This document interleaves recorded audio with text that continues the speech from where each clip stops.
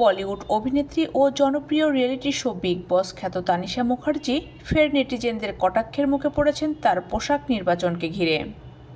13 April রাতে মুম্বাইয়ের tinsel টাউনে আয়োজিত এক বিশেষ তারকাখচিত পার্টিতে হাজির হয়েছিলেন তিনি।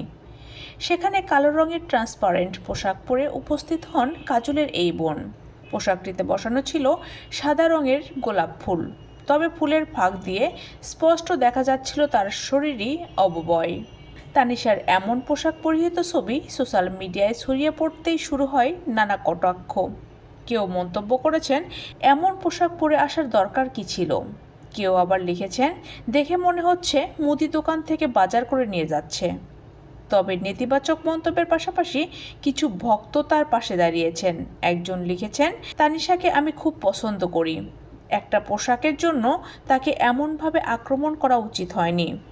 তবে এর আগেও সোশ্যাল মিডিয়ায় নজরকাড়া ছবি পোস্ট করেছেন কাজলের বোন তানিশা।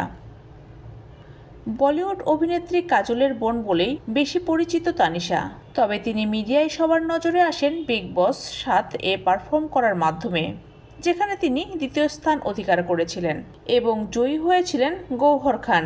এছাড়া সরকার রাজ, নীল অ্যান্ড নিকি সহ বেশ কিছু তামিল ছবিতে অভিনয় করতে দেখা যায় এই সুন্দরীকে।